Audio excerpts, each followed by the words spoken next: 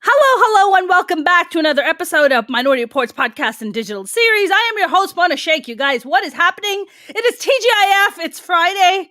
I'm glad this week is over. It's been a long week, and I'm glad it was just kind of like snail-like. It was just kind of crawling, like I had stuff to do, and it was just weird. So I'm just glad the weekend is here. It's the freaking weekend. I'm so happy, and I'm very excited about my guest today.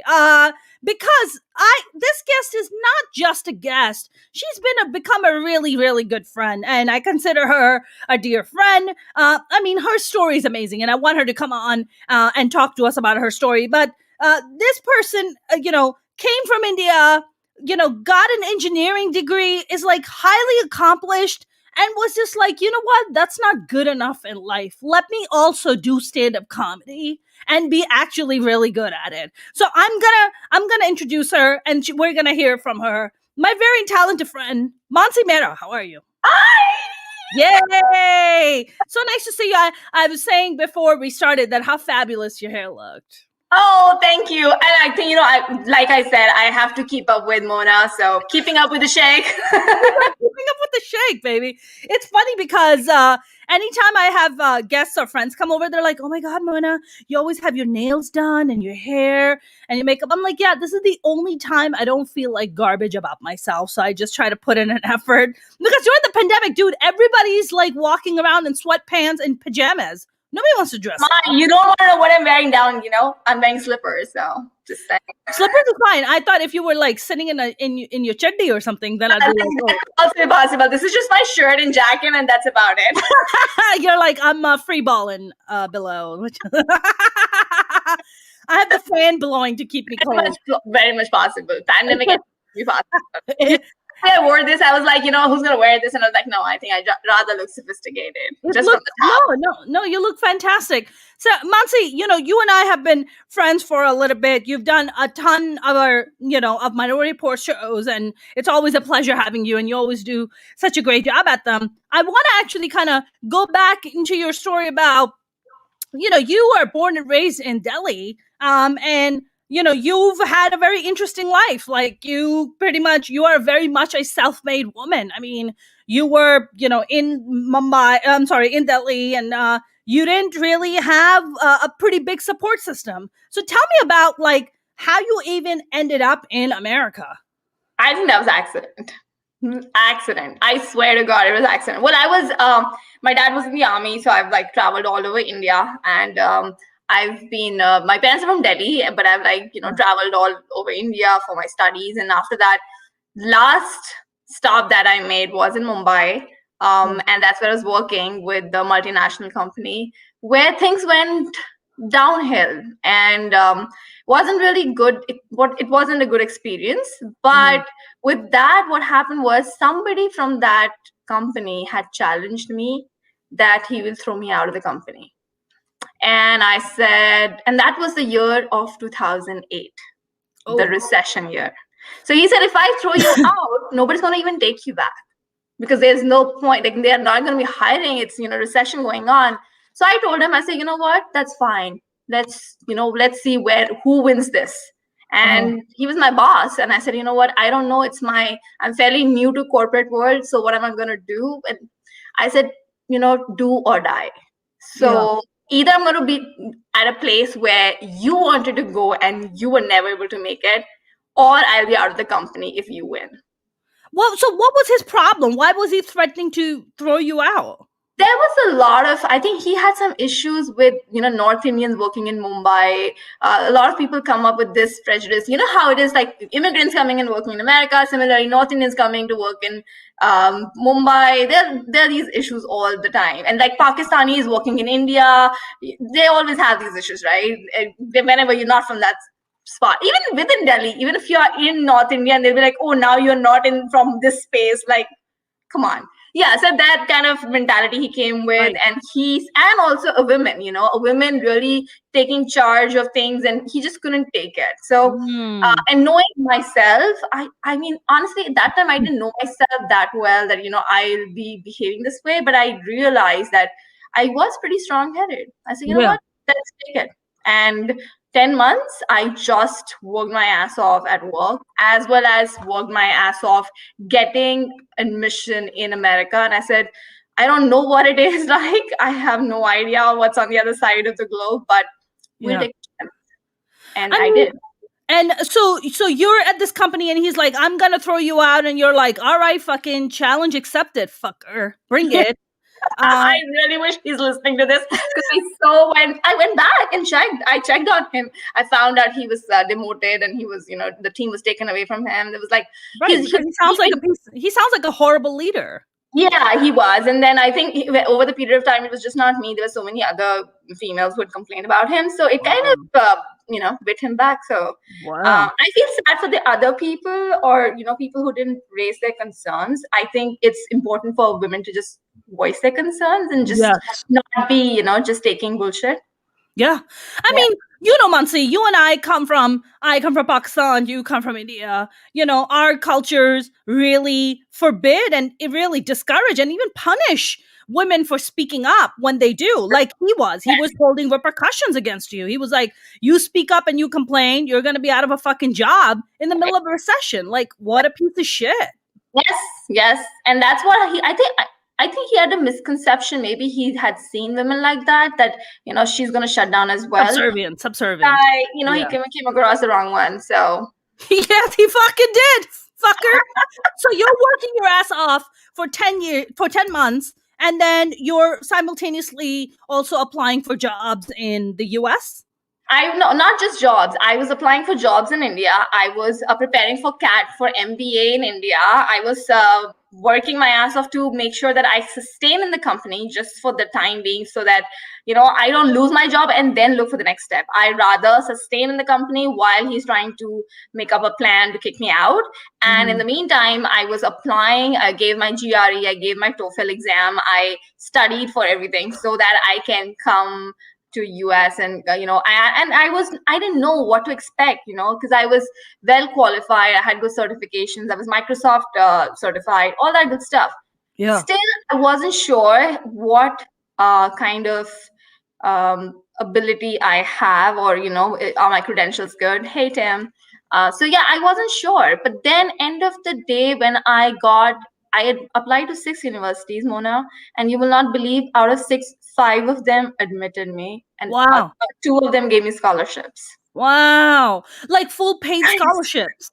Yeah, and I said, you know what? I didn't think of myself having so much credibility. I was underestimating myself, but I think over the period of time, as I learned more about, what I can do and what I'm capable of, I think it just kept going from there. Yeah.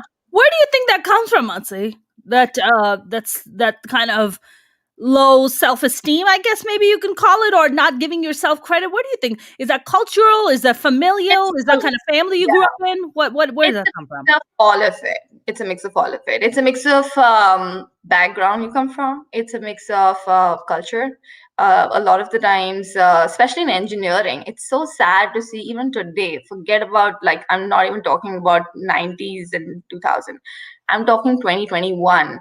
There are times when I walk in a room and I'm the only female. Wow. And I am not talking to just guys, someone from just college. I'm talking from full-grown men who are 50s, 40s, and, engineers, architects in the room. And then when I walk in, I'm the only female. Wow. Well, I mean, this level of disparity, Mansi, you think women are just kind of discouraged? I mean, when you went to college in Delhi, how many women were in your engineering classes? Well, thankfully, I happened to go to a college which was all women. I happened to, and that's one of the rarest colleges. I think most of them are, and this is something which a lot of engineers who are listening would vouch for. Not many. So the ratio is super bad, terrible. If it's a co-ed, it's super bad. It's so bad that if you are 3 chicks in the room, then all the guys are eyeing on you because it's a competition, and it's 60 guys and 3 chicks. That's about it. Wow. So, or I'd say if I had to exaggerate, it'll be 10 girls But if you go to IITs, there'll be probably like 3 to 5 girls, and then rest are guys. So and then you don't know whether those 3 or 10, whatever the number is, that number going to sustain in the long run. Like even if you get your degree, doesn't mean that your family or you or your husband or your extended family is going to push you and let you pursue that career, because you have other responsibilities and you are bound to have those first. Right. Getting married and getting knocked up and taking care of children. Yes. Because there's more to it. No, come on. There's like cooking, cleaning. Oh, I'm sorry, I missed out on those very important house chores. Yeah, just brushing their egos. That's it. Well, I'm gonna like speak Urdu or Hindi for a little bit, and then I'm gonna translate it for my viewers. But in Pakistan we have the same thing. We have there's been a problem where all these women who are doctors get married, and then their husbands are also doctors, and they don't want to feel threatened, so they tell their wives to stay home and cook and clean and get pregnant and just take care of the family, right? Because that's a woman's job and a woman's duty, which is so fucked up because these are very highly patriarchal, misogynistic environments, But we have this saying in Urdu, at least that's what we say. It's just like doctor se shadi karni hai aur usko doctor ko pe ghar laake usko खाना बनवाना है उससे, झाड़ू पोछा करवाना है. Doctor se jhadu pocha karwayenge. Like in other words, like I'm gonna have a doctor daughter-in-law, and then I'm gonna bring her home only for her to cook and clean and fucking mop the floor for me. Yeah, so you want a learned sweeper. Right, you want an educated house cleaner, well qualified and fully certified with full degree. My sweeper has a doctorate degree. That's correct. Like my cook right now in the kitchen. Yeah, she's a heart surgeon, but guess what? We're not putting back to work. My heart. Exactly. But she makes a mean chicken curry. It's just like it's it's really sad, Mansi. Do you get asked that? You're so well achieved, and after that, how well do you cook? Like, does it ever come? Do people ask you that question? You mean people as in fellow desis? Dates, yeah, in your dates. Like, do they expect you that, oh, you've done this and this, and you do, Mona, you're doing this and this, that's so cool. But let me ask you this question. Do you cook? I don't go out with fuckers like that. She's like already vetted them. That's the first thing I do. I get on a call. I'm like, are you going to ask me a fucking cooking question? I'm going to hang up on you right now. As a matter of fact, actually, I'm quite shameless. I ask them. I'm like, do you cook? Nice. I ask them, I'm like, do you cook? Like, what are like some of the domesticated stuff you do? Are you a good baker? And the guy's like, oh, I love to cook. I'm like, great. Then I'll be kicking back. Well, just for the record, she's an amazing cook. She doesn't want to speak it up.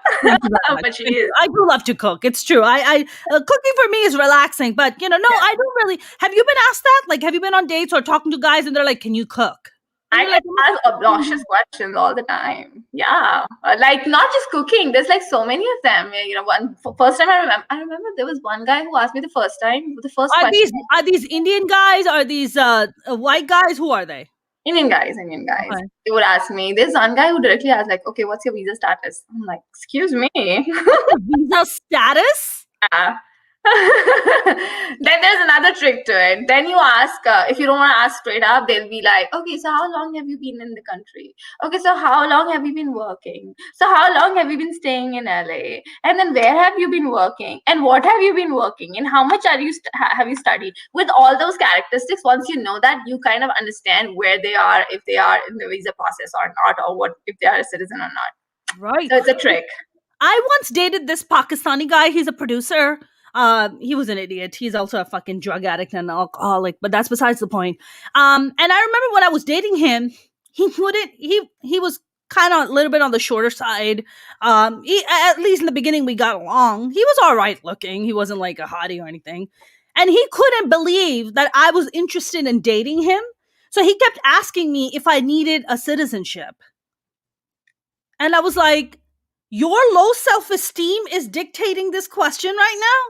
Like, you can't process a girl like me would date you. So the only thing you can come up with is that I need my citizenship by marrying you. Right. Like, I'm Yeah. like, It's no. I'm like, sad. I am a citizen. Don't worry about it. I don't need shit from It's like you. in your face. Fuck you. Fucking check into AA, you fucking drug addict motherfucker. The fuck out of my face. Like, for real. See, with these, I think just overall, this whole picture of understanding, just thinking about citizenship or other parameters, it's become very sad because then you overlook the other qualities Yes. that you will realize when you find someone who's a loser, someone who doesn't have self-esteem, someone who's not achieved much, even if they haven't, even if they're living a basic life, you will realize what you're losing when you miss a woman like that. Yes. Asking these questions, just think about it, that in what's in it for you when you are not just looking at the basic aspects of like a citizenship, or maybe because I'm rich, or because I'm hot, or because I have fame, or because I have all that bullshit crap. Can you just keep it aside? Because you're marrying the person, and or you're dating a person, or you're being with a person, and there's much more to be on the table. Like, there's so much more we bring to the table. So come on, like, just open your eyes. Right. And you're not like here on like a visit visa, and then just like, I'm here on a visit visa trying to get a husband. It's like, no, you've been here, you're established, you have a full-blown career, you make really good money, you're incredibly self-sufficient, you're educated, like all these things people just want to overlook and then ask you dumb questions like, oh, do you need a citizenship? It's like, motherfucker, you ain't that hot. Like, relax. That's so true. That's Yeah. so true. I also feel like over the period of time, I think once people start knowing you, or if they've lost you, I think that's when in retrospect they think, oh shit. Has that happened to you where Oh yeah, for like sure. they come back and they're like, oh, I messed up, I'm so sorry? That happens to me, so I'm sure it happens to you. That does so many times. What do you say to these guys, like when they come back after 5 or 6 months or a year? Oh, I messed up. What do you say to them? Too late, honey. Too late. I'm so sorry. It's taken. The train has. The ship has sailed. No, I reached the next station now.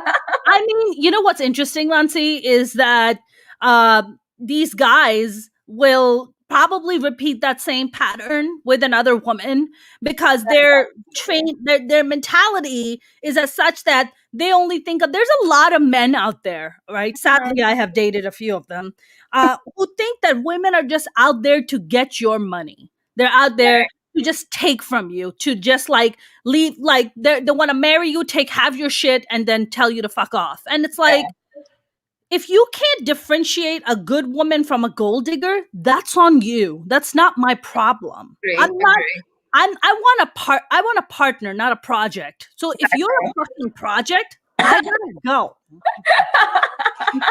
That is so true. Very well put, Mona. I do like when you said you need a partner, and I think I really feel if men start looking, and those specific men start looking at things that, especially in places like LA, New York, San Francisco, where it's so hard to self-sustain, or like just you can self-sustain, but if in a family, if you are the only source, it's so hard. You're like hand to mouth because it's it's so expensive. Having a partner, and in every aspect, whether it's a house or outside, it just makes life so much better. Like, why can't you look at it like that, oh my god, this woman has so much to give, I have so much to give, it's a win-win situation. Why don't we partner up and have a good life and have a good family? Like, it's just so much easy to look at it like that. But just with all these preconceived notions they come with, oh my god, it's so sad. I'm like, dude, it could have been so much better if you had an open mind. But unfortunately, that's fine. I'm so happy that it didn't happen a lot of times, because if that's the mentality you come with, I think in the long run, a lot of other issues could have come up because of mentality.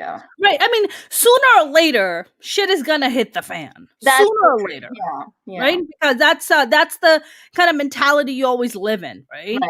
I mean, Mansi, when you were in India, I mean, I bet you were back in 2008. Like, were you going on dates back there, or like you were just focused on work, or was that even a thing? back then? It was a thing. I wouldn't say just dating. I was like a long-term relationship. It was going quite well until his mom was not so happy, and his mom was like, oh, she's snatching my son, she's snatching away. And I said, no, I'm not snatching away. And the next thing she hears it, she goes, oh, maybe because my son is earning money, so she's after his money. And I laughed my ass off. I said, your son is a copywriter, I'm an engineer, I think I'm earning more than him. It doesn't Wow. matter. I didn't think about it, but now you bring money to the table. Let me tell you, I'm going to US, and it still doesn't matter to me. I was still talking to that guy, and the mom's like, she's after my son's money. I was like, yeah, sure, because he's in rupees and I'm in dollars. So that's how I got. Isn't that so sad? it. But see, and it goes back to this past week. I had I forgot which was the guest I was talking to about how. Oh, just yesterday actually. It's so funny. Kate Willett is a comedian based in New York City, and I had her on, and we were talking about how men are raised. Right? I mean, the reason that women like you and I, who are we're smart, we're independent, we make our own money, we're successful, for us to struggle with finding a decent human being as a partner is really challenging. And it goes back to mothers like that, right? Mothers who are like, my son is making so much money. It's like, bitch, he's a copywriter. She's going to America with a fucking engineering degree.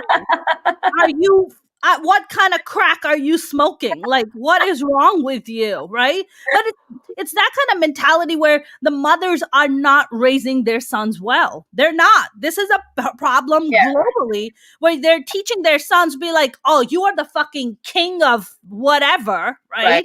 And any woman would be so lucky to be with you. And it's like, chill out. But I don't think there's a problem in there, because eventually you see the results now. You see what's gonna happen to the girl when she excels in her, career, wherever, and what guy lands up with. And end of the day, if the mom is so intrusive, eventually it will impact the long-term relationship wherever he's gonna have. It's not gonna be ending there. So I think there has to be, and I've learned this from America, and I've learned this from this culture, where people also have this habit of minding their own business, which is so beautiful. At least when it's a husband and wife relationship, it's just like between them, and it's not it's nice to have the entire family, but then when it comes to disputes or like personal matters, if you keep it between the two people, it just makes it cleaner. I hope people, at least guys, especially in India, I've seen that, have that, bring up that mentality of like keeping the family outside when it comes to any kind of disparity or any kind of dispute. So right. James said, another issue I've seen is that a person has a love interest, but the other person is deeply flawed, and the person thinks that they will change after marriage. Yeah, that's a very valid point. Yeah, I think especially with the one thing I've learned, and this is a lesson learned. It didn't come naturally to me, but this was from a relationship, that you can't change a person. As simple as that. You can't change a person. This is what you get. You like it, take it. Don't like it, leave it. Don't sign up for something. I mean, Mansi, it's so hard to change yourself.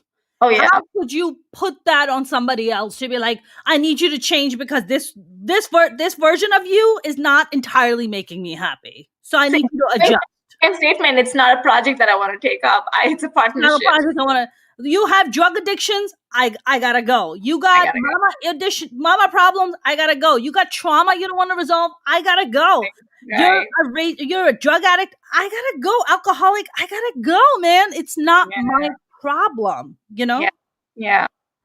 I mean, it's a real thing. Now, is the divorce rate very high in India now, Mansi? Suddenly, these past 5-10 years, I'd say, it's increased exponentially. And it's pretty sad to see that the marriages have not even lasted, forget a year, like they've not lasted even for months, or I've seen 2 weeks also. And you have to wait for the divorce for real change.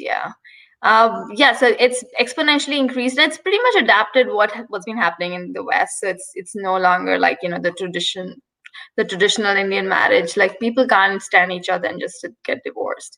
It's pretty sad. I mean, it's sad, Mansi, but it's also what would be sadder to stay in a relationship because your entire financial dependence is on a man. That That's is so even true. sadder. That's even sadder. That's so true. Yeah. Yeah. But I mean, I'm saying that just how people had tolerance earlier, sometime back. What are you drinking? That looks Just nice. water with lemon. Come on, I was thinking about something. I thought it was like, oh, something's orange here. Vodka or something. But You know, whiskey, it was, not I that don't know, it fancy. was whiskey. Like like a clear margarita or something. No, not, not that fancy. Not that fancy at all. So yeah, so it has increased, but yeah, I mean, it's just the way how people have now been Yeah. tolerant. You didn't have marriage proposals while you were coming to America? Because that's what I got. I got a whole bunch of marriage proposals before I moved to Really? the US. Oh, yeah. They were like, I remember. take my son with you. I'm like, I'm Oh, good. that way. No, I Mhm. didn't have that way. I remember when I was in my undergrad, and my father was also very, my parents, both of them had this thing that, let the girls do what they want to do. Mhm. That was definitely there. And I Yeah. know for a fact that, they believe that, okay, if you're doing engineering, finish your studies. They never had this thing that, okay, you have to get married, you have to get married. So I remember one day my father comes home and he says, he tells my mom, I went to a store and some uncle was trying to, call me in the corner. I said, what happened? And my mom's like, who's this uncle? What is it about? And he goes, oh, it's a marriage proposal for Mansi. And we laughed. We just laughed. We just it was not even a question. Like, obviously Wow. not. So I was so happy because everybody laughed at it. I think my mom was drinking water. She spat out. But it was just funny. And I think now that I look at it, like how families behave, that, oh, wow, it's a nice. And apparently his last name was also Mehra. We were from the same, background or something, or same, whatever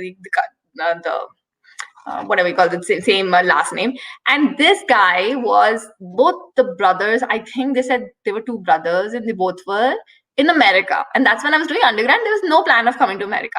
So I just laugh at the whole situation that what if I had gotten married to some Mehra back in, like, I don't know, 2003, 4, and while doing undergrad, and decided that, oh, wow, it's in America and I want to go there. And that would, if I was that person, and there are a lot of people like that, Sure.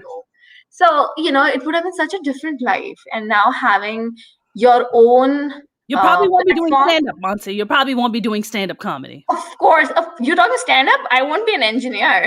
Right. Too far.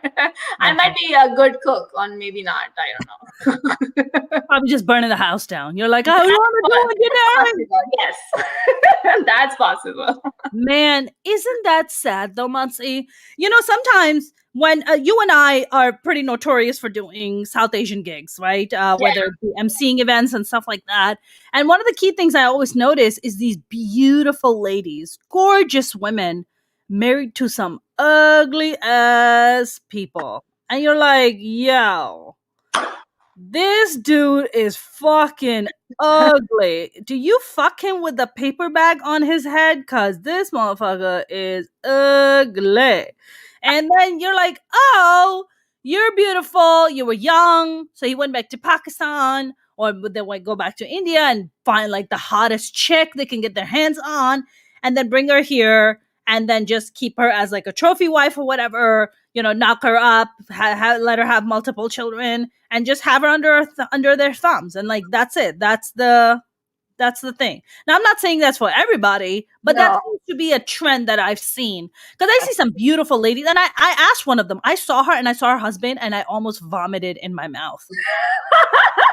I was like, you sleep with this guy? Like, you have children with this man? Like, wow. You let him see you naked. This is disgusting. And I asked her, I'm like, you were really beautiful. I'm like, you're really beautiful. And she's like, yeah. I'm like, that's how you ended up in America? Like, you married this? She was like, yeah. She's like, yeah, that's what these guys do. They have money, or they have some kind of career. They go to Pakistan, they find the hottest, youngest thing they can get their hands on, and they bring them here. And they don't have to date. They don't have to put up with the wife has to put up with them. They sort of pick and come. Yeah, I get it. It's pretty sad because I literally experienced this a few weeks ago.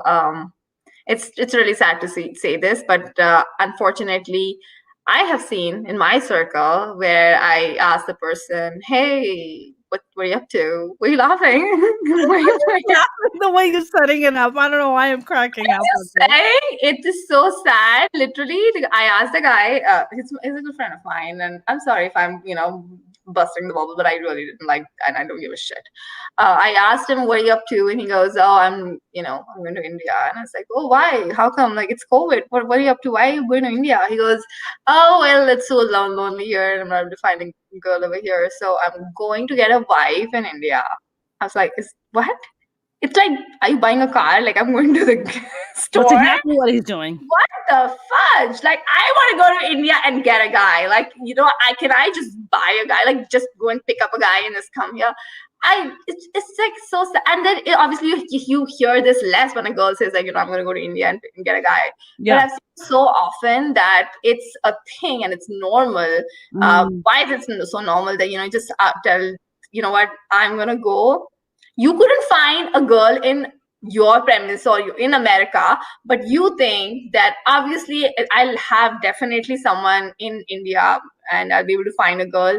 So I can just go to India, find like go 2-3 months and be able to find a girl. Like, and he's going to Mansi, sadly. He will. He is. And she'll be beautiful too. And she won't be ugly either. She'll be really pretty. And the way it's gonna be put out is, the guys in America is gonna be put out as like the guy's earning well and he's got a career, all that good stuff. But I feel like, is that what charms? Like, then you're putting the guy on a pedestal and then you're saying, you know what? Oh, he's got everything, so you just gotta go with the flow and go with him. I just feel that whole dynamic is so different because in the long run, it's always gonna be like, I got you here. And I'm not demeaning the person I'm talking about, but I'm talking about the trend. Because here's what's the problem. Mona, there have been people especially in California I've seen, but I can only talk about California because that's what I know about, but I'm pretty sure this is happening in other states as well. People bring the girl, they are on visa, they have a dependent visa, the girl has a dependent visa. Tomorrow the girl and guy have a fight. The guy will torture her, not help her in her visa, ask her to get the fuck out. So basically she's thrown out of the country because the guy doesn't want it anymore. So she's a puppet in the guy's hands because it's all dependent on the guy. Right. And now the guy becomes manipulative. What kind of bullshit? Now, okay, there is a problem here, but don't you think it's starting from where it all began? Right. If you are letting the other person dictate on his terms, then I think you were at fault. Before signing up, you should have read the terms and conditions. Right. I mean, you know what it is, Mansi? I mean, just to play a little bit of a devil's advocate, there's also hope, right? You got to have some kind of hope. You got to have some kind of faith in a person to be like, I hope that I'm thinking that this person's a nice person. I'm hoping that this person's a kind person. But if they turn out to be an absolute douchebag, that was just going to be sadly part of the process that you were going to learn, while being with them. Right. You know what I'm saying? So, I hear you, but I also feel like as a girl or as a female, anytime you make a decision, why don't you just stand up on your own feet and sometimes just make those calls, rather than thinking that, once I go to America and I'll do this and this, and then I will explore my opportunities. A lot of people come with this perception that once I'm in America, I will have my business set up. I will have my clothing line or whatever the side thing I like to do. I will do it there once I reach there through some means. Like, seriously, give me a break.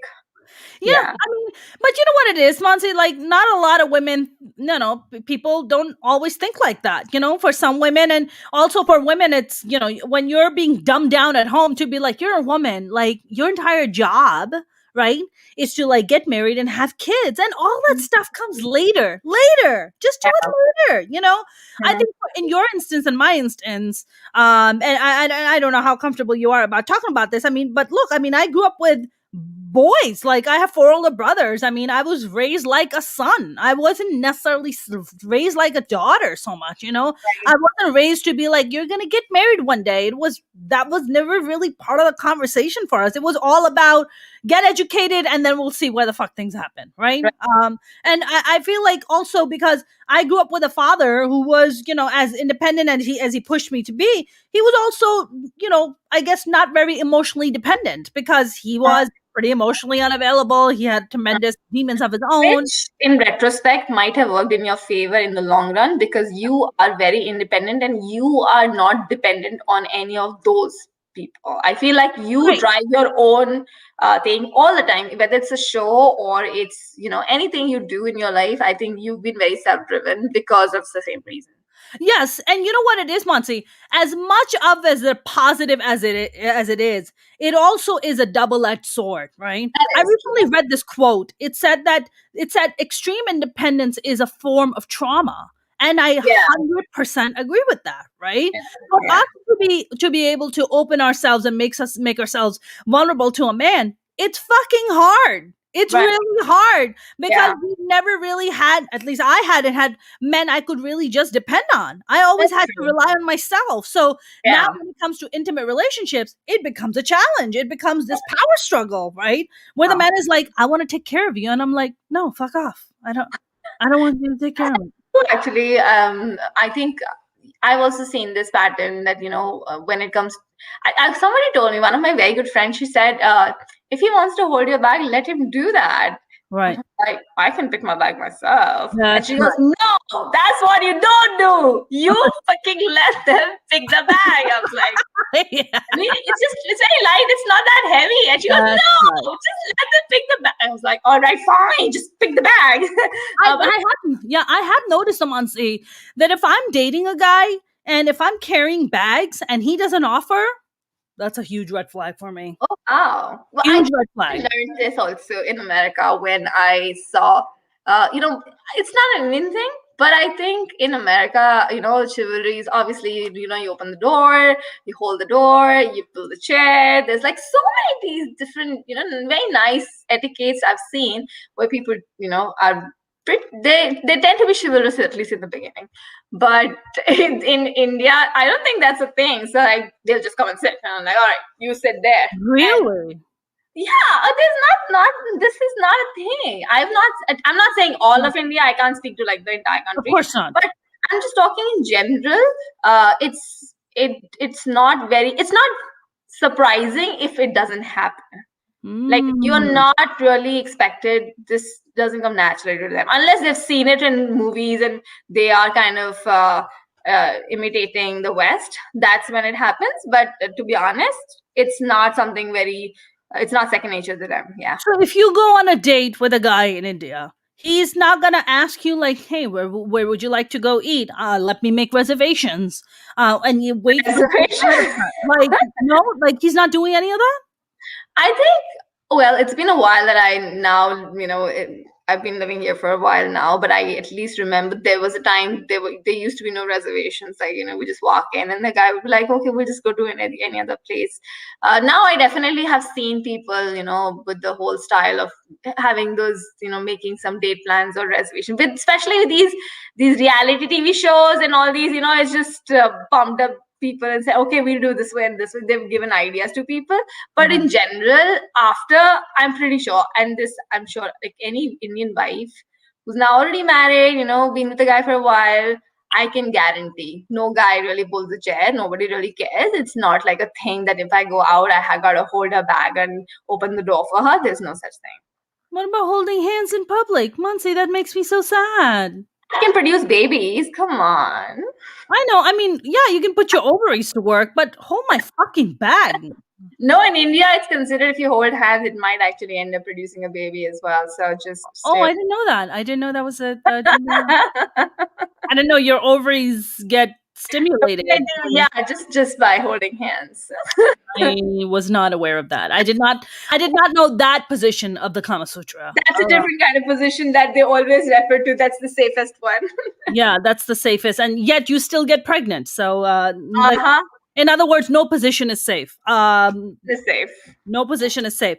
I mean, Mansi, like, so you come to America and what? Did your parents know that you were applying for, a scholarship, like Oh, nobody university? knew. Nobody knew. How Give me. come? I'll be right back. Give me a second. Yeah, sure. Go for it. I think Mansi's making a call to India right now. Just getting some confirmation.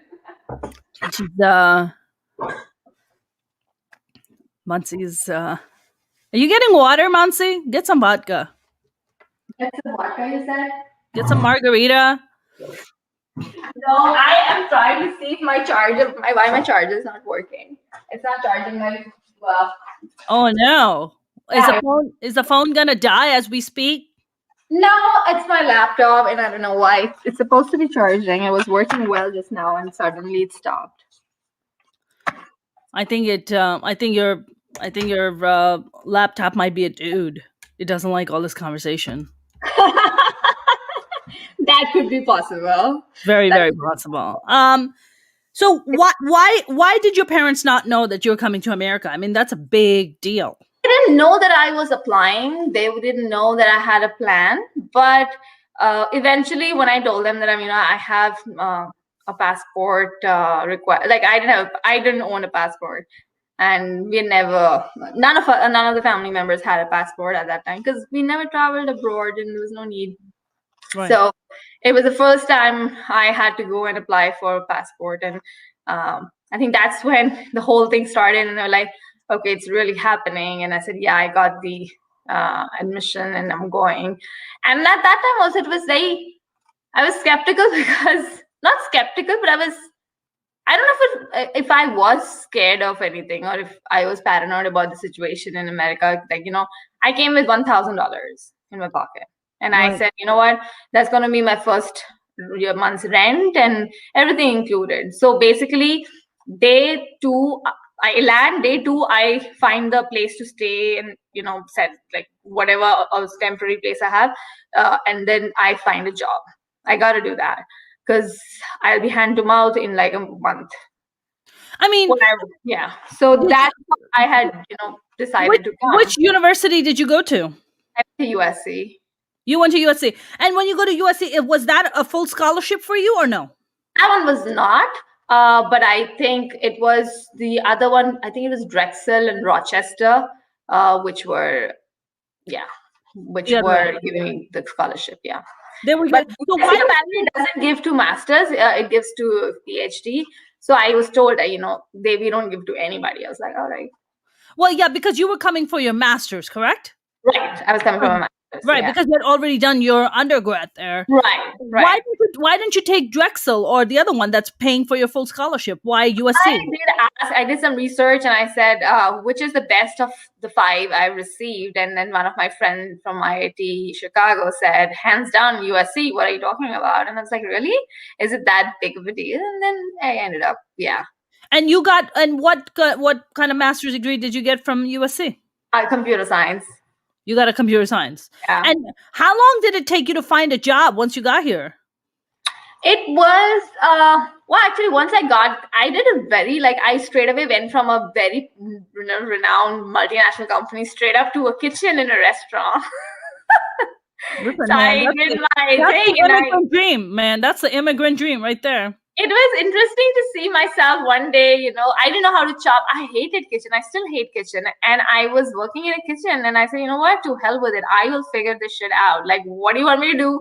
I was cutting turkey and beef and pineapple. And I said, I don't know how to do this. What is this cutter? I have no idea what is this meat hanging? And they said it's turkey. And I was like, okay, what am I supposed to do? They're like, you run this machine like this and it'll slice it down. I was like, all right, this is easy. And then the next guy comes and he goes, oh, I'm Brahmin and I can't touch it. And I was like, I got this, don't worry, it's easy. And he's like, no, but it's like some animal there, you can't do it. Like, I was like, it doesn't matter, it's a freaking job and I gotta do this thing because I gotta pay my rent. And I remember that, that job taught me. I said, you know what, you can do. Once you put your mind into something, you can bloody do anything. It doesn't even matter. If you remove those blockers from your head, right, you can do anything in the world. I mean, was this working at USC or was this working at a restaurant nearby USC? USC. It was for the USC athletes. Oh, it was for the USC athletes. So there, Yeah. I mean, and did you grow up vegetarian? So was it odd for you to be touching all this meat? I would eat chicken and fish only when Yeah. I came here. But I was like, to hell with meat is meat. It doesn't matter. And you know what? If I have to do a job and whatever it takes, unless, I'm hurting someone or slaughtering someone, I'm not doing that. So I said, you know what? I can do this thing. I got this. And then I got to just learn things. So then she said, this is ranch and this is honey mustard and this is Thousand Islands. I was like, I don't know what this is. All you gotta tell me is like, you just teach me and I will learn this thing. And then I still remembered, for me, putting olive oil, and this is something which I've learned. I didn't know it. I mean, this is not what we did in India. Right. So it's nice to learn all of those things. And one day when I actually, started earning, and I went to a salad bar, that I was like, oh my God, that's ranch. That's honey mustard. And I said, yes, I know. So now you're like slowly. I mean, when you went to USC is an expensive school. So like, did Yes. you also have to pay for your own master's degree? Yes, of course. And it was super expensive. It took me some time, but then it's fine. Yeah. I mean, did you had to take out a student loan to pay for it? I did, and it took me like 2-3 years to pay it off. Yeah. Okay. I mean, is your battery running low? Do you need to recharge? It didn't work that side. I'm trying to plug it in, and it's like, it's not working. And actually, I just set this whole thing up today. Just for your show. I'll be honest. Reason being is that I have not done a single show in this house. This is the Wow. first. Yeah. Well, what about your phone? Is your phone charged? You can do it on your phone. Can I? Yeah. How do I switch? You just take your phone, the link I sent you, just click that link. All right. Okay. You get off of this, and then I'll just bring you in via that. Let's do that. Okay. Yeah. And you can just leave the phone on the screen on against your laptop, so it'll just. Beautiful. Okay. Yeah. It says have a laptop, open in Safari. Okay. What, man? You're an engineer, Mansi. Why are you running out of battery? We're not. What is happening here? I am hooked to a point which I didn't know in this new house that it doesn't work, or maybe I've not turned it on. That's okay. Yeah. It's fine. I wanted to actually, I know while you're doing that, Mansi, I also wanted to actually ask you, I mean, you're coming to USC, you're like, it's your first time stepping out of the country, period. Yes. First time. Yes. You get on a plane and your parents are saying, oh my God, what are the wisdoms? Oh my God, don't see guys, don't see them alone, don't go out with them. What are some of the wisdoms your parents are dropping on you before you hop on a plane to come here? All right, I'm gonna bring you in here. Mansi? Hello? I am back. There you go. Perfect. Oh my God, this picture is so much clearer too. So much Really? better. Yeah. Oh my God, this is so much better. Hi, sir. So yeah, I didn't have any. Honestly, everything was so fast and everything was so last minute that none of those questions were put to me, or like none of those warnings or anything. It was literally like, how does a dollar look like? I don't know. We just figured it out. Right. You don't. I mean, you're going to what, like a currency exchange place, and you're like, give me $1,000. Funniest thing, and I'm being very honest here, literally I didn't know what's a quarter and what's a dime and what's a cent. So I figured cent is like copperish, so I'll figure out the cent. And then I had to measure the quarter and dime, and I said, you know what, quarter is not the size. Quarter is the one which can get in for the laundry. So laundry coin, and the rest are dime, I guess. So like that's how I would split the money. No idea what it means, what it does. Is it 25, 5 cents? No idea at that time. And I literally was, everything was a hush, hush, hush. So just figuring out things. I think 2 years of full hustle, learning about a country from scratch. I didn't know what is an intersection. Didn't know what's a jaywalk. I was so paranoid just to step down, just thinking that, you know what, somebody might just come up and say, oh, you're jaywalking. And I'd learned all kind of bullshit things and came half prepared. Now that I think about it, if I go to a new country without any knowledge, oh my god, I don't know why would I do that. You know what it is, Monty? When we're young and when we're driven, we do a lot of stuff that as we get older, we're like, oh shit, I would never do that now. That no, well, I think you know what. Here's the thing. I would tell myself that even though that time it was a very impulsive decision, I think that is one of the decisions that's got me so far. And Sure. the risk, one of the major risks that I took. And I always commend myself, whether if I was a third person, I would be like, you know what, um, yeah, kudos to you, all that good stuff. But that's what you call taking a risk. And Right. that's to every freaking person who has taken major risk to get major gains. That's And right. that applies even like people like Priyanka Chopra. I think it's a risk, even though she was very well established. She Right. left all of that, left everybody. Not that she's at loss. She's not she's still in connection with the country. But Right. end of the day, she is starting to build a new base. And Right. in America, especially South Asian, it's so hard to Yeah. cut through. In a new country, it's very difficult. You know about it. That's right. It's That's right. hard, and especially not being stereotyped, to have all kind of versatile roles. It's very difficult. Yeah. So leaving your base and starting from scratch, it's a tough job. And I think, again, the more risk you take, the bigger rewards you get. So it's a give and take. And I think I would still want to do that and want to take that risk. Yeah, I mean, you know what it is, Monty? It's like, I meet a lot of American-born kids here, right? Whether they be kids of any ethnicity, whether they be Jewish kids or even South Asian kids, or it doesn't matter. And the one thing that I've noticed is that these kids have so many options and so many privileges that they're so lost. Like when you ask them what is it that you want to do, they're like, I don't know. I don't know what I know. I want to go to college and party. And That, you're just like, that's not even an ethnicity problem. it's not an ethnicity problem. That's a generation problem. It's a generational problem. Is the same thing happening in India too? I don't know what's happening in Pakistan, but is that same thing happening in India? It's a mixed blend. Again, same as here. It's a mixed blend. There are people who are lost. There are millennials who are so much into their phones that they don't have any self-esteem or any confidence. No public speaking experience. Forget public speaking. Just family speaking is so hard for them. Right. So much to ask for. Yeah. But there are people who are also well versed with the fact that technology is so fast, and especially in India, which is so technology driven, and people like it pays so much heed to upcoming technology. A lot of people end up really being a dropout is a cool thing also, which apparently is embedded in there. So with that concept, they're like, okay, we'll drop out and we'll go and join a startup. So a lot of them do that as well. And so it's a mixed breed of both, either too driven and trying to get achieve something and start their own business or startup, be an entrepreneur, which is also like a buzzword going on, and on the other hand, also being lost. Like there are different breeds. Right. I mean, look, I have people that I know, like they have kids and they're just lost. They're like, well, I don't know what to do. And I feel like sometimes, Mansi, like for people like you and I, we come from another country. We came here with like just the amount of ambition. Maybe I sometimes wonder, maybe too many options is a bad thing sometimes. It is. Maybe sometimes you should just have limited number of options. You do your fucking best in it and you excel, and then once you're really good at it, then you can expand into other options. Did you just say the recipe for dating? Because that's what's happening. Too many options is too bad. Too many options. It's too many options. I can't have a drug addict and alcoholic.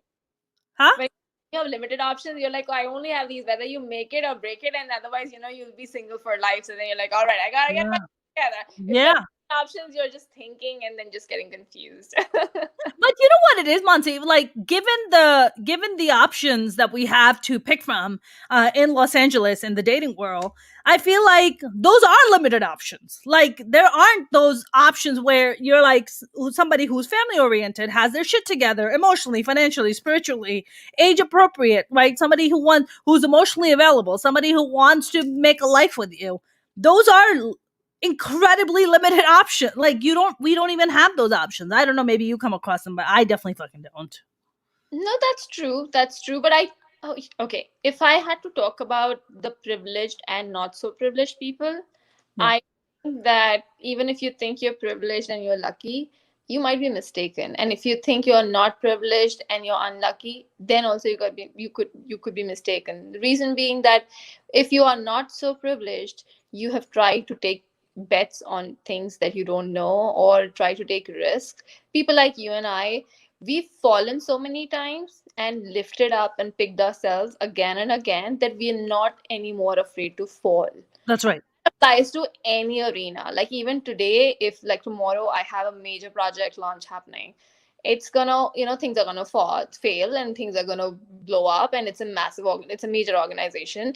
But it doesn't bother me that, oh my god, what if this happens? When it happens, we'll face it. We got this. Right.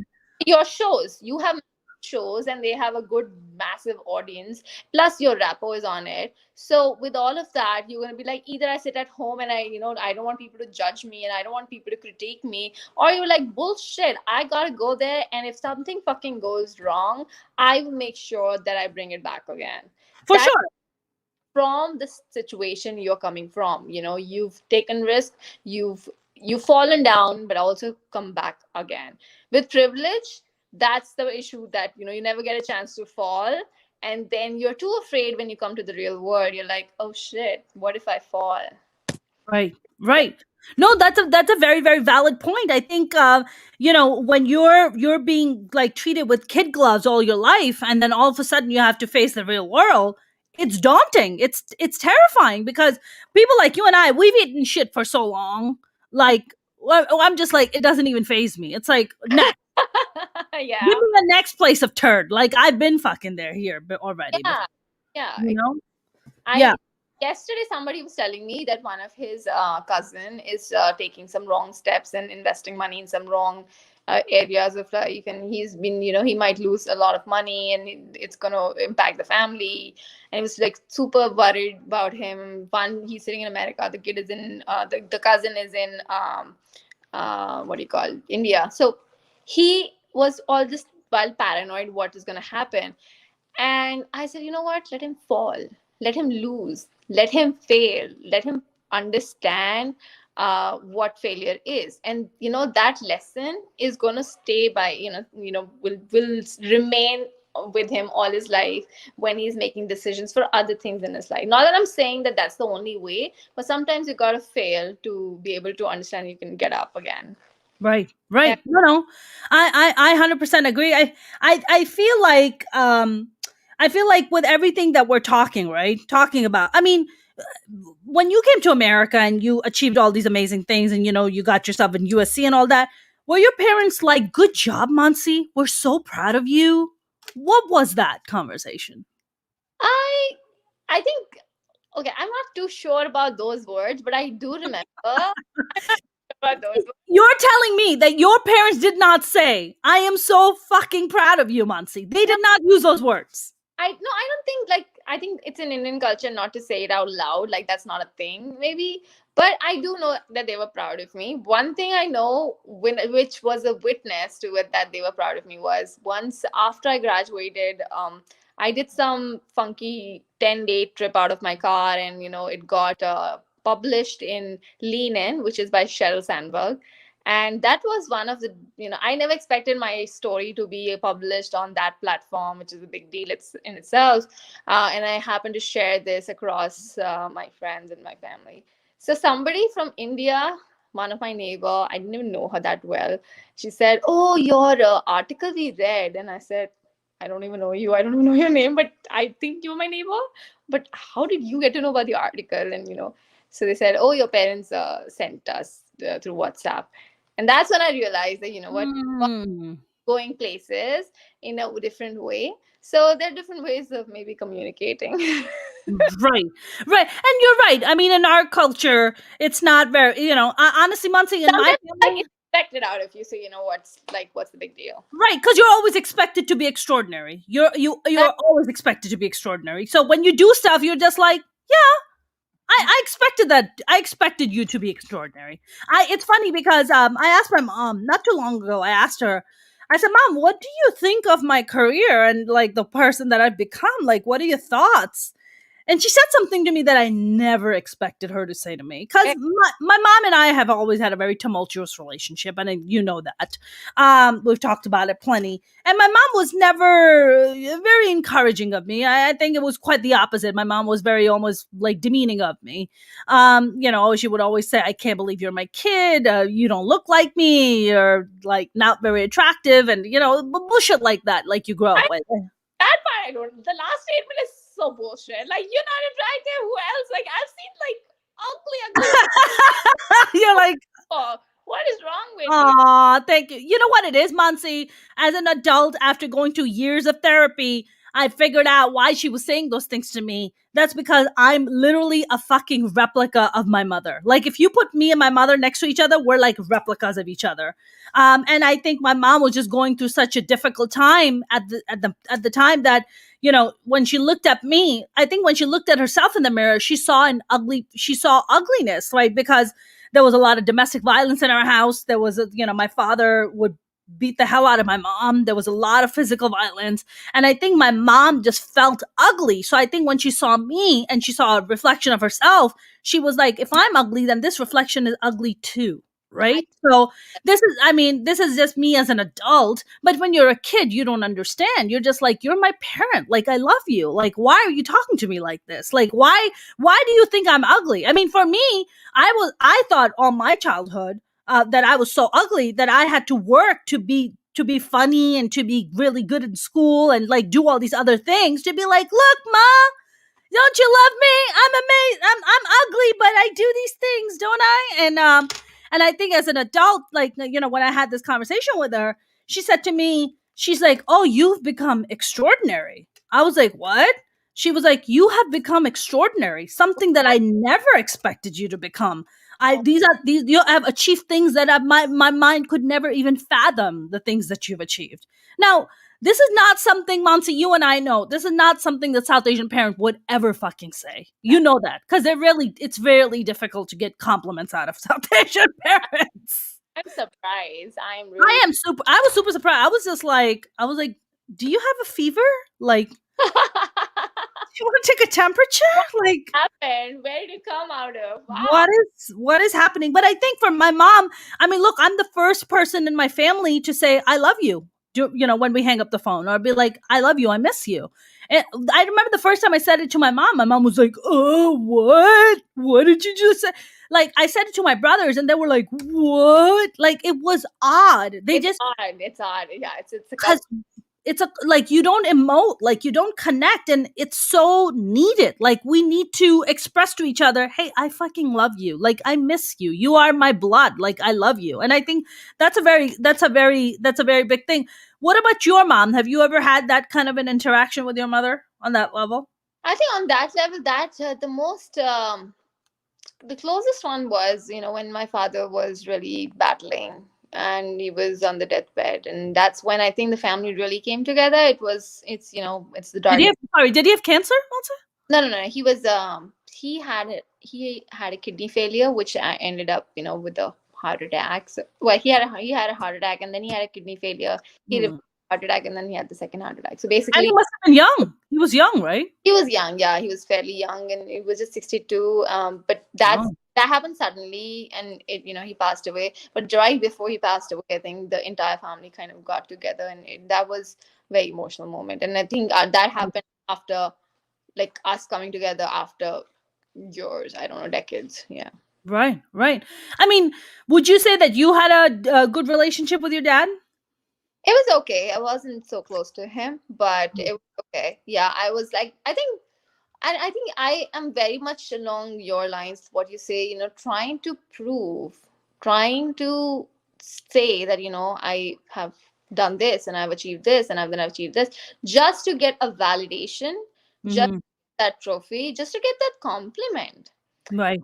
I have a lot of caliber and I can do so much more. And I think that validation kind of was missing. And I think it's the same. I recently saw this, which was on Netflix. I forgot the name. It's from Friends or something. And there's this one girl who runs her own show at the level of Ellen's show and Oprah's show, and they kind of portraying that how that female is having this she's driven, she does all these things, but she also has a drug addict mom. And Mm. all this while, when she gets a very major show, she books for a very, her own major show, and a major network books her, she goes back to the mom, saying that, hey, you know what, this happened. And the mom goes, all right, well, I knew. Well, good money, good for you. And then again, she comes back saying, oh my God, she couldn't even appreciate that I've achieved so much and I'm now on a big network. Oh my God, I was like, oh, I can see what this is, when she's trying to get the validation from the mom. She's trying to still convince her. And in her worst state, she's like, please, at least now consider me as a successful person. Uh, Right. And Mansi, all those words, right? Validation, compliment, it all just boils down to love. Like you're really just talking about love, right? Those are all just layered words, right? But at the core of it, it's love, right? You're just saying, look, I achieve all these things. Aren't you proud of me? Don't you love me that right. I've achieved and done all those things, right? Yeah. And I feel like so much of it is, it's also cultural, it's also familial. It's not necessarily just cultural. I've met tons of Desi families, South Asian families that have Indian and Pakistanis that have wonderful parents. They love to express to their children how much they love them and they appreciate them, and they uplift them. So I would say that it's probably a family thing. It's like saying in America, America, I can't even say America, like white families or black families or whatever, or Latino families, all uplift their children. It's like that it just family to family. People are just people, right? Around the world, people are just people. They're just trying to do the best they can. And I feel like, yeah, in our family, that was like never really a thing, right? It's we don't express love. You're not allowed to express love, but rather it translates, and it's also conditional. It's also very conditional. If Yeah. you do this, then I will love you. I think more important, I think it's also awkwardness. There's this awkwardness. Like, it's not normal to say I love you. It's not normal to say, you know what, you make me proud. I don't think so. I feel like it's awkward for them to just like say it out that, hey, you know what, you did this. I'm very proud of you. Like, that statement itself is, there's an awkwardness to that. Mm. And on the other hand, just saying that, hey, go and cook and clean and whatnot, that's not awkward, that's normal, that just comes naturally to them because that's the norm of the Well, normal as because it's been normalized, right? Who normalized it? People did. that's been normalized. But what was supposed to be normalized, that's just like saying things like that I love you, Right. I care for you, or I got your back, or Yeah. you can always rely on, or like some basic things. It's just some basic thing, but those are in America, it's there. Even in American Indian families, it's there because it's part of the American culture. But in India, I don't think it's like it. Maybe the more upper class are still able to imbibe from the West, but most of the normal Indian households, they don't really say words like, oh, I'm proud of you, or it's very hard. And especially I've seen this Mm. that for a male of a man of the house and a male in the house, it's hard for them to convey this. I don't know what's the thing. Is it ego or is it something else? But it's hard for them to say it out loud that I am proud of you. It Mm. that thing. Well, because just like you said, it's not normalized, right? It's kind of being like, oh, what are you being a weirdo? Oh, what are you, a Westerner now? What do you live in America? And it's just like, it has nothing to do with geography. It just has to do with humanity, Humanity. Yeah. right? Yeah. I mean, it has nothing to do with that. James said, it was only after my father passed away when my family started telling each other, "We love you." I mean, that's the same thing in my family, James. And thank you for sharing that. I mean, that's the thing. I mean, does your family, because you have a younger sister, do you, and when you talk to your mom and your younger sister, do you guys express to each other and say, "Hey, I love you"? Yeah, I think now my sister and I have started talking more often. I think we've started even exchanging some of our thoughts and how you're feeling, good, bad, ugly. We share more comparatively. Mm. And things have changed. The dynamic has changed quite a lot. Yeah. Um, and in good ways, bad ways, both. And again, I think I read this somewhere that a death is one thing that can either bring the family together or can make it fall apart. Right. So true. In certain ways, it was just like, oh my God, this is the end. And then suddenly, when there was this void and everybody just came together suddenly. So there is this Yeah. weird thing that happens, which I was not aware of, and I did not know what to expect. But when things were happening, you just didn't know what to do and how to handle. But for the period of time when you have that void, the Yeah. person is gone, I think people come together and people tend to appreciate each other more, forget about the bullshit about cultures and background and what your religion says and what your country says and all that crap. Like, come on, you're a human first. That's right. No, I absolutely 100% agree with you. I mean, Monson, now I mean, tell me how you even got into stand up comedy. I mean, how do you go from, getting your master's at USC and then becoming an engineer and then being like, you know what, I'm gonna go do stand up comedy now. Like, Actually, how do you get into that? there's a segment missing from there. So I did my engineering. Then I also did radio show in LA for a year. I for Pooja Batra's show. Then after that, I was bored of radio. I left that. I did make a short film. I was part of a couple of short films. I was part of a bunch of film festivals, and I was exploring. And I wanted to have that creative side out. And while that was happening, I happened to date a comedian, and that happened. And when He who shall not be named. who shall not be named. So when I started dating, I was not having the intention to perform or really be on stage, and that was never the intention. Was very supportive. I'm hoping I can be called as a supportive girlfriend, but I was very supportive and I was very much into the shows just as much as he was, because I was being his cheerleader. So I would literally watch and be able to give feedback and stuff. So who's lolling here? Who's lolling? Malcolm said he wants a name. He's like, give me the No one name. is given here. You might know him though, but I'm gonna tease you now. I'm not gonna give you the names here. I'm not giving that name. Yes, yes. So I mean, we broke up, and it didn't work out. It went for a while, and it ended. Well, we broke up. Not just I was missing the relationship, but I started missing the shows. And when I started, I was like, oh my God, I'm really wanting to go and watch these shows. But I was like, no, I've always been on the other side. I've always been in green room. I've always been behind the stage. So I know what happens. You're checking the mic, you're checking the lights. Like, I was part of that whole regime. So I happened to accidentally, not accidentally, I was looking at Groupon and I was like, oh, some deal is going on, some comedy classes. Okay, I'll just buy it, and some cheap deal, doesn't matter. Even if I don't go, it doesn't matter. Just book it. Out of this impulse, I just booked it, and I was like, no, nobody's going. And like, I don't need to go. Are you mad? Who's gonna go? And then the day came, and I got some notes from my teacher, and he said, you gotta bring this, bring this, bring this. I'm like, oh shit, I got a homework to do.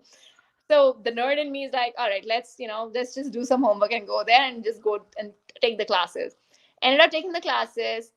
In the middle of these classes, I tried to bribe myself and said, you know what, let's give it a shot and go to one of the open mics. And I dragged myself, told myself I'll get myself a Starbucks coffee to go on an open mic, just for the heck of it.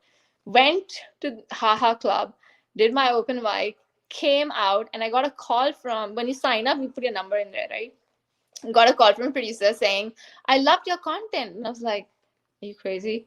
What do you mean? He's like, oh, it's so different because I've never had this, Indian girl coming and telling her story. I was like, you crazy. And like, what do you want? She goes, you're on What my were you saying? What were you telling? What were your jokes? What was the story you were telling? how an Indian female thinks of when she comes here, what are her challenges, what is she facing, and then the dating life from an Indian perspective, someone who's coming from outside, coming to LA, that kind of stuff, those jokes. And then from an Indian standpoint, how do people perceive you when you're wearing a sari or when you're wearing a bindi, that kind of stuff. It's totally different from what Americans or whites or blacks or dick jokes. It's not that.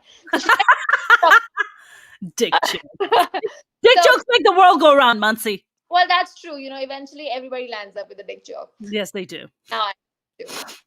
So they said, she's like, you're going to be on my show. Would you like to be? And I said, no, I can't. I don't know what to say. Like, I've not even reached my showcase of the class. And she said, you just come up and just say for perform for 5 minutes.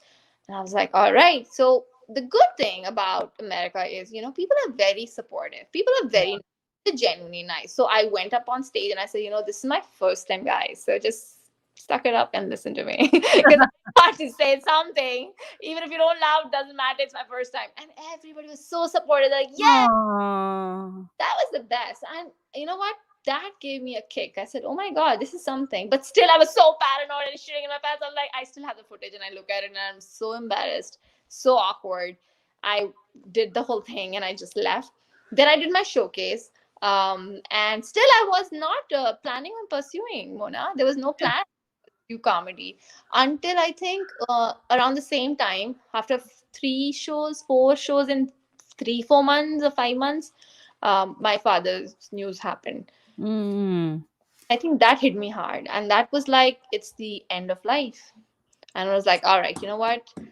Let's. I got that time. I had a spot. I got a spot in Ice House, and somebody's like, hey, would you want to do this? And I said, oh, actually, I'm right now at funeral. And she's like, no, no, no, it's not this month. It's next month. I was like, idiot! I am at my father's funeral. Like, what do you expect me to say? Right. And then I think after a month, when the date was coming closer, I was like, you know what? This is the best distraction I can have. Right. So I think that's when it picked up, and then there was no turning back. Right. I mean, you've been you've been doing comedy for how long now, Mansi? I started in 2015, and now what, 2021? Yeah. 2015. Okay, so yeah, so you've been doing about 5-6 years now. Yeah, yeah. Do you feel like doing stand up also helps you somehow in your your day gig of being an engineer? Oh, I have to tell you this. You have no idea what happened recently. So I work for one of the major networks, and we have a lot of other shows. One of them being Mike and Donnie's show. It's so funny that I do the engineering side of broadcast and delivering those shows and the engineering aspect of it. But I definitely deal with shows and all the content delivery. So one day I was, and I know the show names, all the list of shows that go through my system. So, and out of blue, I was looking at in my Instagram, found one of the artists, one of the comic I had performed with, in several times I performed with her, Sairi. She was also recently, this is like not 2 weeks back, she was on Mike and Nani's show, and it just happened, Mona, that literally my engineering side and my comedy side just came together. I was like, wait a second, what I'm working on is actually my friend on my screen. And I was just so elated. I said, you know what? It's Aww, to a point where both the worlds actually coincide today. that's wonderful. Does she know that you're an engineer for this network? She does know that, and I told her, I said, dude, she had put a poster out there that tomorrow I'm going to be on Mike and Donnie's show. And I was like, first you're going to come to me because it's going to come to my system. And then, they recorded the live show on Zoom, and then it was in my system. And I said, girl, I have you on my screen right now. It was very interesting to see the whole situation where I realized that me working hard in both the spaces has come to a point where I can say that, hey, you know what, as an artist, I know her, and I can also be from that side. Plus, as an engineer, I'm on this side. It just feels like two worlds meet at some point. I mean, what do you want to do, Mansi, in the next 5 years? Do you want to eventually kind of transition out of engineering into stand-up comedy? What do you want to do? I always think about it as I'd never like putting myself in this structure. I don't like a structure. I hate to put myself as an engineer. Also, I tend to, diversify myself. There was a time I was expert in Microsoft. Then 3 years back, I was an expert in Google Cloud. Today, I'm an expert in Amazon Cloud. Totally different. But I like to diversify myself. Yeah. Similarly, comes to artists, I was doing radio, then I was doing movies, and now I was doing comedy, and then I hosted a bunch of shows. So I don't like to put myself in a bucket and say, in a structure and say, you know what, this is who I am, because I want to explore. You're doing something like this, it may not be stand-up comedy, but this is so much creative, which brings so much authenticity to a conversation where a lot of Mhm. people love to listen and say, you know what, oh, I have dealt with something similar. So it's not comedy, but it's so authentic. So I feel like, it's similar to what you're doing. It's just I don't want to put myself in any shell.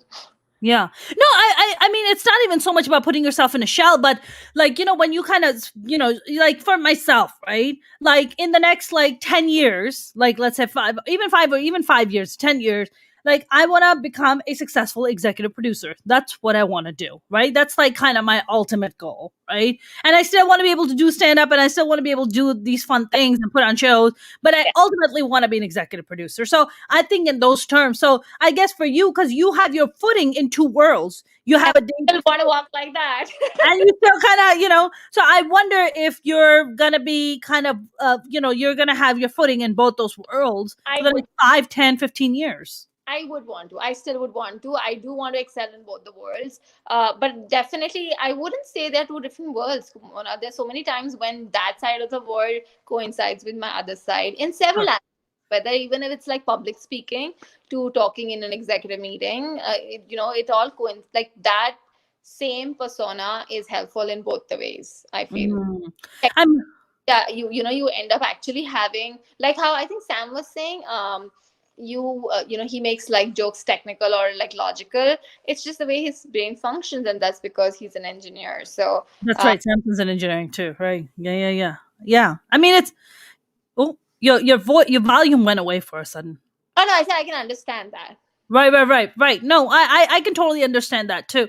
I mean, we're gonna start wrapping up, Mansi. But what do you have? I mean, have you done any shows during the pandemic online? I What's the jam? So I did a couple of Zoom shows, but I think my whole energy comes from my audience. I really feel, that whole feel of being in a room and talking to people, or experiencing their laugh. I feel that's the whole essence. It's not just one way conversation or just giving your throwing out your jokes.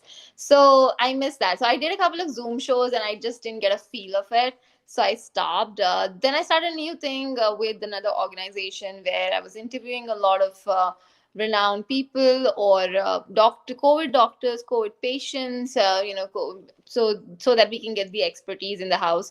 That was interesting. I think that was really good, refreshing experience, different from what I was doing earlier in stand up. Now I am wanting to do something. I put something together, but with my new house, I have not been able to do it. That's right. I mean, and congrats, you bought a new place.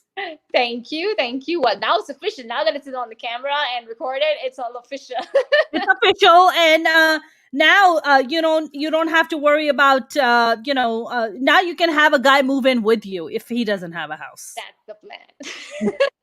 You're like, I don't move in with dudes. Dudes move in with me. That's so true. Well, you know what? It can be both ways. I'm not saying that one way or the other, but I rather have.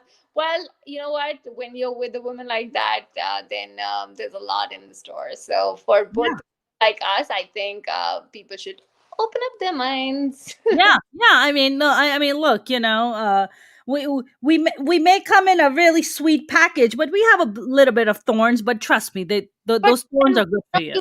Yeah, but it's too boring if you have only just like sweetness. Oh my God, you're gonna die of diabetes. I'm sorry. It's like if that's what you want, you're just too boring. If you just like Right? yeah. Right? Yeah. Here we go. James said, thanks, Mona and Mansi. Another great chat. Have a wonderful weekend.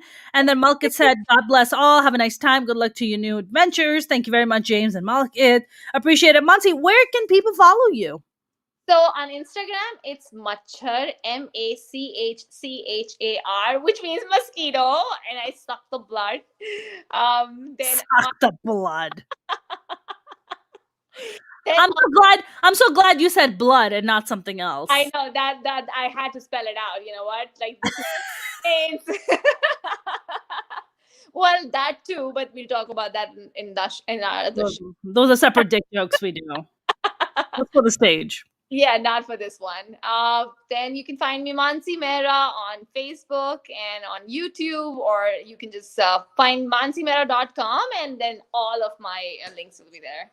Awesome. Mansi, I love you. Thank you very much for doing this.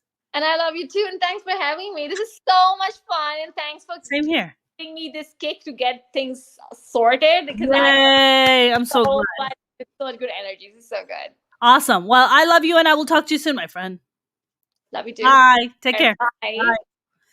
That was the lovely Mansi Mehra. I know you guys, and I enjoyed that conversation so much because I also learned so much about how Mansi thinks. I think I've known her for a while, and we've had some really deep conversations. But today was also really good because I got to see a different side of Mansi too. You guys, if you haven't subscribed to my YouTube channel, please do. It would mean the world to me. You can go to youtube.com/Mona Sheikh Comedian.